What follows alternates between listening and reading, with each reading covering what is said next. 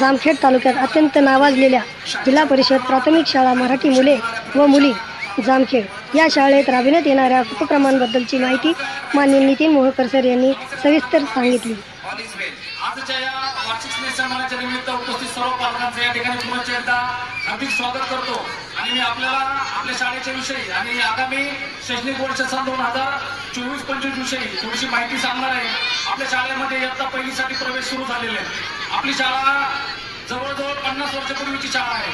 जामखेड शहरातील तालुक्यातील ज्या सुरुवातीला मोजक्या शाळा होत्या त्या शाळेमधील आपली ही शाळा आहे। शाळेमध्ये सुरुवातीला इयत्ता पहिलीसाठी प्रवेशोत्सव म्हणून आपण उपक्रम घेत असतो। जे नवीन 6 वर्ष वय पूर्ण झालेले मुलं आहेत त्यांना आपण या ठिकाणी पहिलीला प्रवेशासाठी प्रवेशोत्सव म्हणून शासनाच्या नियमानुसार प्रवेशोत्सव घेत असतो।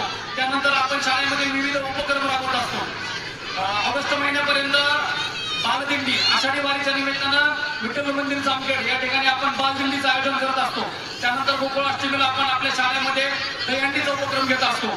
त्यानंतर क्षेत्रभेट रामेश्वर खरडा किल्ला त्यानंतर चोंडी या अशा आपल्या जवळचे जे ठिकाण आहेत ऐतिहासिक ठिकाण असतील धार्मिक ठिकाण असतील त्या ठिकाणी आपण विद्यार्थ्यांना एक वर्ष जो आपला वर्षातून एकदा जो उपक्रम आहे क्षेत्रभेटीचा त्या ठिकाणी आपण तो क्षेत्रभेटीचा उपक्रम घेत असतो। त्यानंतर 15 ऑगस्ट 26 जानेवारी आणि 1 मे महाराष्ट्र दिन याचबरोबर शासनाच्या आदेशानुसार वेळोवेळी जे राष्ट्रीय सण उपक्रम असतात ते आपण या ठिकाणी आपल्या शाळेमध्ये राबवत असतो। त्यानंतर संपूर्ण वर्षभर महापुरुषांच्या जयंती पुण्यतिथी किंवा थोर राष्ट्रीय नेते असतील त्यांच्या सर्वांच्या जयंती पुण्यतिथीचे कार्यक्रम आपण या ठिकाणी घेत असतो।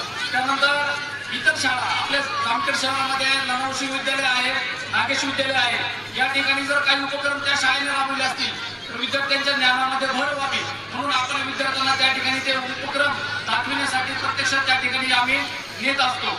त्यानंतर जे रोजचं या ठिकाणी दैनंदिन अध्यापन होत असतं म्हणजे विद्यार्थ्यांना शिकवणं असतं ते शिकविणं तंत्रज्ञानाचा वापर करून मोबाईलचा वापर करून इंटरनेटचा वापर करून शाळेमध्ये जे LED आहेत LCD आहेत पॅनल आहेत त्या सर्वांचा वापर करून किंवा शासनाकडून मिळणारं शैक्षणिक साहित्य असतं त्या सर्वांच्या मदतीनं विद्यार्थ्यांना आम्ही त्यांच्या त्या दृढ संकल्पना सहज सोप्या पद्धतीनं समजून सांगत असतो। चांगल्या पद्धतीनं या ठिकाणी दैनंदिन अध्यापन होत असतं। त्यानंतर शैक्षणिक सहल आपल्या संपूर्ण महाराष्ट्र राज्यामध्ये भौगोलिक ऐतिहासिक धार्मिक क्षेत्राच्या ठिकाणी विद्यार्थ्यांची 1 दिवसाची 2 दिवसाची सहल केलेली असते। गेल्या वर्षी आपण कोल्हापूरला मुक्कामी सहल गेली होती। यावर्षी आपण अकलूजला जो वॉटर पार्क आहे त्या ठिकाणी आपण यावर्षी शैक्षणिक सहल आयोजित केली होती। त्यानंतर भाजी बाजार विद्यार्थ्यांना मार्केटचं किंवा दैनंदिन व्यवहार ज्ञान व्हावं। मार्केटमध्ये गेल्यानंतर व्यवहार दैनंदिन जीवन जगताना कुठली वस्तू कशा पद्धतीने घ्यायची विकायची त्यामध्ये नफा काय असतो तोटा काय असतो खरेदी किंमत काय असते विक्री किंमत काय असते किंवा खाऊचे पदार्थ असतील अशा पद्धतीचा वेगवेगळा संपूर्ण भाजी बाजार आपण या ठिकाणी आयोजित करत असतो।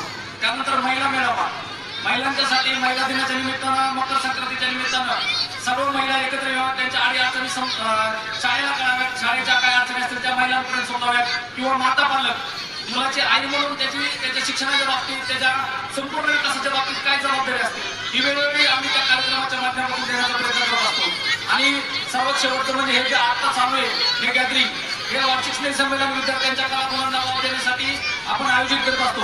त्याचबरोबर त्यांचा शारीरिक सामाजिक भावनिक मानसिक संपूर्ण विकास व्हावा यासाठी शाळेमध्ये खेळ असे मनोरंजनाचे कार्यक्रम असतील किंवा जे उपक्रम सहशालेय उपक्रम असतील ते आम्ही आमच्या तन मन धनानं आम्हाला जेवढे प्रयत्न करता येतील त्या पद्धतीने आम्ही करत असतो। आणि पुन्हा या ठिकाणी उपस्थित सर्वांचं हार्दिक असं स्वागत करतो आणि आपण सर्वांना एक विनंती करतो की आपल्या शाळेचे प्रवेश इयत्ता पहिली असं दुसऱ्या पहिलीचे सुरू झालेले आणि जून महिन्यामध्ये इयत्ता 2री 3री 4थीचे सुरू